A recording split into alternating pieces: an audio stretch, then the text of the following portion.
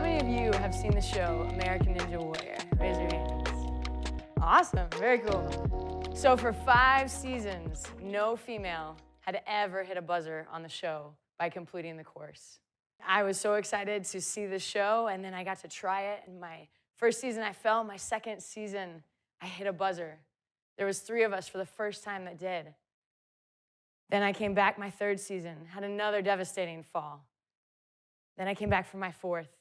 I was like, okay, this is the year. I'm going to get redemption. And I fell again.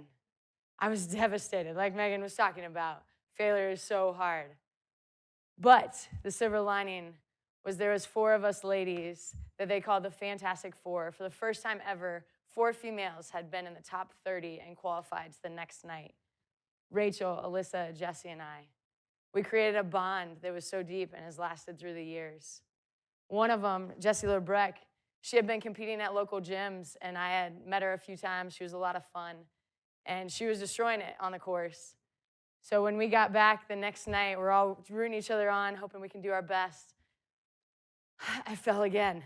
I was devastated. I was trying to cry, and on set, that's very difficult. I would run into producers. I'd run into the audience. Didn't know where I could go to cry. But Jessie went on, and she completed that obstacle, and she made history as a rookie, being the first female rookie to ever make it to Vegas finals. Such a huge step for women. We were all so excited. In the interview afterwards, they were asking her, hey, how did it feel to beat Michelle? She was one of the women that hit a buzzer first earlier a few years ago. And she said, she gave me a compliment, and she said, Michelle actually really inspired me, my first Ninja Gym competition. She told me that later, and I was pretty down in the dumps. I was pretty sad. And when she told me that, that just gave me so much life and encouragement. I had no idea I had made a positive impact on her. She also went on to create a group chat, and of all the ninja ladies that she could think of, she said, ladies, I want this to be a community where we uplift each other, we encourage each other, and inspire each other. I don't want there to be rivalries and competition among us. And the cool thing is, a few years later, we both ended up reaching one of our longtime goals of completing that longer 10-obstacle course, hitting a city finals buzzer together, the 2nd and 3rd women ever to do it. And we didn't take away from each other's light. Because of us doing it together, we shined brighter. She exemplified what it's like to create a community, what it's like to tear down walls and grow closer together. This world is so full of division. There's walls that we build up, us versus them, bitterness, anger, judgment. How do we tear down those walls and build real community? Someone that has taught me more than anything else probably about connection is my amazing daughter, Grace. She started out with a very challenging life. She was actually an identical twin. We weren't even ever supposed to be able to get pregnant. She was an identical twin, and then a few weeks in, we found out the other twin was only waist down. It wasn't viable. It couldn't survive. But for some reason, it was still growing. And Grace was actually pumping blood into the other twin, which put Grace at risk of heart failure. So I was on bed rest. We had to be monitored weekly. It was very challenging. We ended up having to go into emergency surgery to cut off that blood flow to save Grace. And then a few weeks later, she came early. She came at 27 weeks and 4 days, which is 3 months early. I literally skipped the 3rd trimester. She came so early. She was 1 pound and 13 and a half ounces. Her fingers were literally about the size of my thumbnail. It was insane holding her. My brain couldn't even fathom that this was a human being. She went through 2 months in the NICU, poking, prodding, all these things. But through it all, she taught me so much about connection and how deep our need is for connection. So today, as we talk about how do you break down those walls and build deeper unity, I'm going to use grace as my framework. So first off, you need to give grace. She looks a little tired there, doesn't she? My daughter is absolutely amazing, and she's so sweet and thoughtful. But I've noticed being a parent that if she's hungry or if she's tired or thirsty, how do they feel? They change a little bit. The emotions grow. And it's something that you can't crawl out of on your own. She needs my help. So it's not helpful in any way to yell or to shame or to lecture. I need to be a safe spot for her. Show her that emotions are okay. It's okay to have all those big feelings, and help her meet the need that she has, or help her learn the skill that she doesn't have yet. We often judge ourselves by our intent. We know what's going on in our head, what we meant to do and didn't quite do, but we judge others by their actions. We don't get to know what's going on in their head, what they meant to do. So that creates a little chasm. If you're harsher with yourself, you're going to be harsher with other people. But if you give yourself more grace, you're going to give more grace to those around you. And I can tell you, if you don't give grace, bitterness is going to creep in. Bitterness can grow very quickly. But bitterness is like that poison that you think you're giving to someone else, but you're really actually drinking yourself. And it's changing you and your body.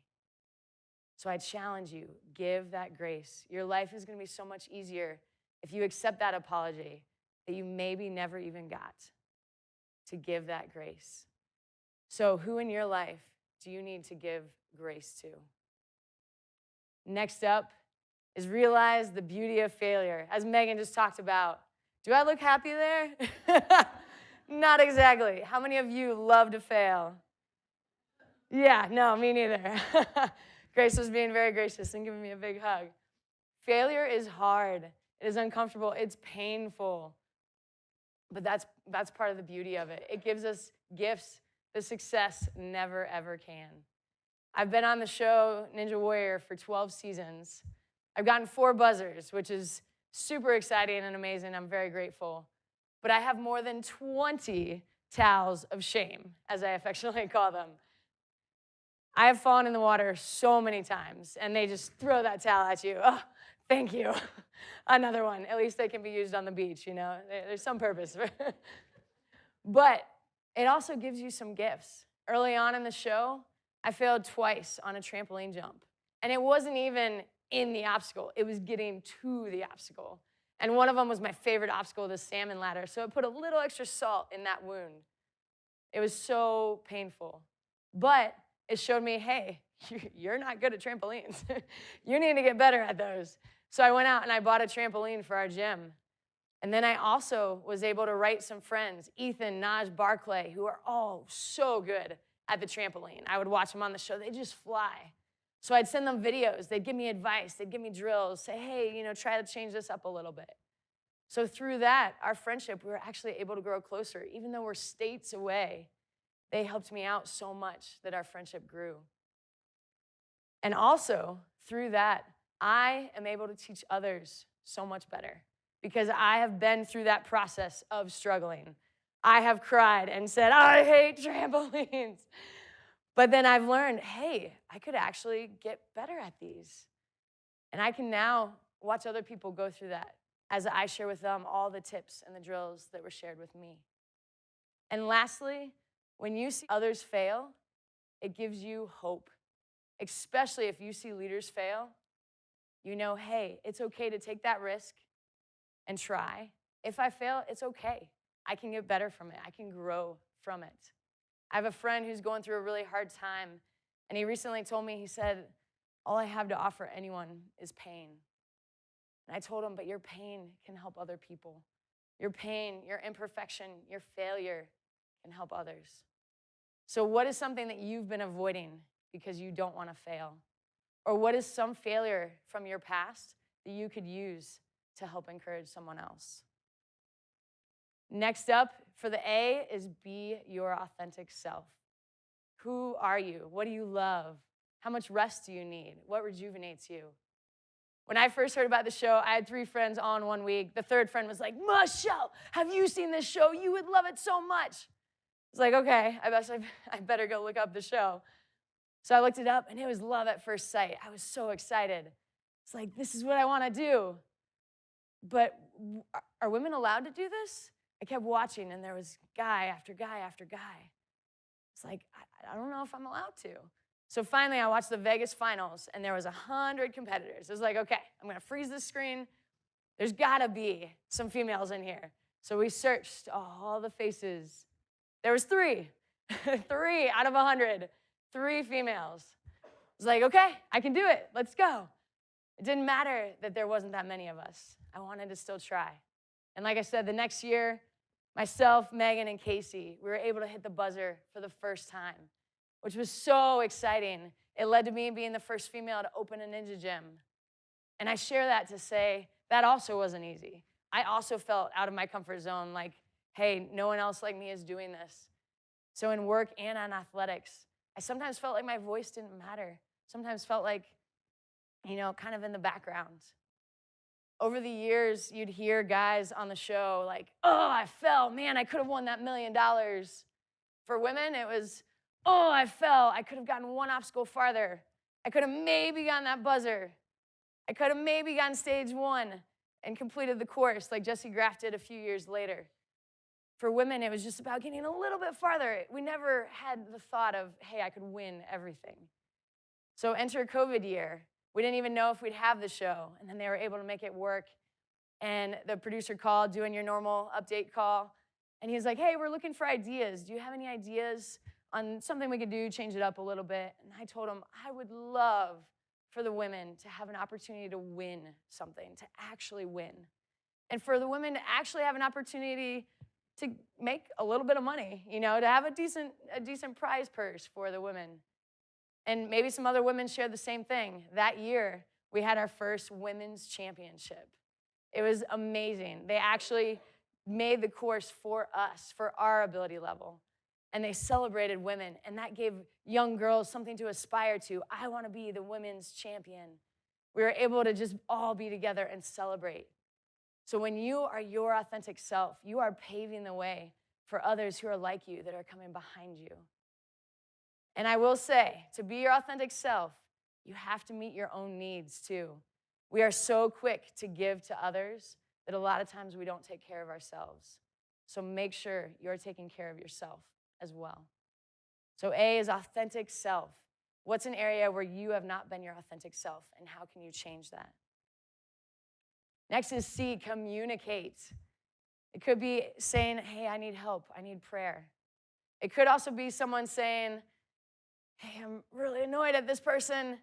And sometimes when you're annoyed at someone, you go and talk to someone else instead of talking to them. But it is so important to talk to that person, have that uncomfortable conversation. Gossiping and complaining just makes everything worse. I lived in Kazakhstan for 5 years teaching English as a second language. I had a lot of teammates over the years, but I had one who was drop dead gorgeous. She was so pretty that everyone just had to tell her, like, oh, you're so beautiful. I'm serious. Literally, people would go up and just like, man, you're so pretty. And I was struggling with being jealous. I had never really wrestled so much with jealousy. I was like, what is going on? As I was working through it, I realized growing up, I was around guys playing sports all the time as a kid, and I would always hear them talk about, oh, the pretty girls, and oh, this and that. And so I never myself actually felt that pretty. So I confessed to my accountability partners. I was like, I need to talk to her. We were good friends, so I said, hey, I'm really sorry. I've been struggling with jealousy. You're just so beautiful. What she said shocked me. She said, Michelle, I've actually been jealous of you. I was like, why? What? There's no way. Why would you be jealous of me? And she said, you have so much energy. I have a health condition, so I can't do as much as you. My mind was blown. What she said next blew my mind even more. She said, I'm actually really insecure about my looks. I grew up looking at magazines of all these perfect women, and so I don't feel comfortable leaving the house without putting makeup on. I actually think you're way prettier than me without any makeup on. I was like, well, one, that's not true, but I was like, that is crazy. All because I was willing to have that uncomfortable conversation. We both were able to work together through our own insecurities and grow closer together and grow stronger as people. So who do you need to talk to? Who do you need to communicate with? And lastly, E is for empower others. How can you help other people shine their light? Like I said, I have a Ninja Gym, Movement Lab Ohio, just down the road, and I am so grateful for all of my incredible employees.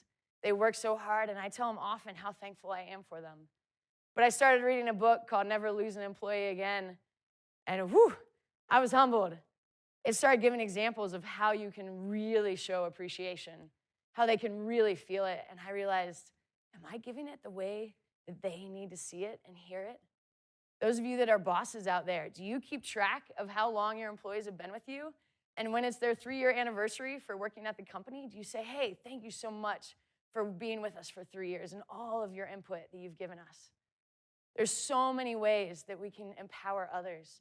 Maybe it's your spouse, your friend, your coworker. Maybe they don't believe in themselves anymore. Maybe they're struggling through something. Like Jessie LeBrecq, when I was down in the dumps, she gave me words that encouraged me and empowered me.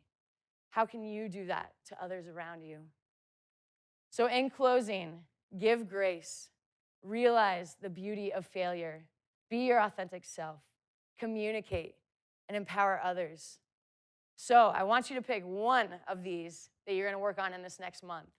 I want you to pick G, R, A, C, or E. And on the count of 3, I want you to shout out that letter. You ready? All right. 1, 2, 3. E. Awesome. Take care. Tear down those walls and build some bridges.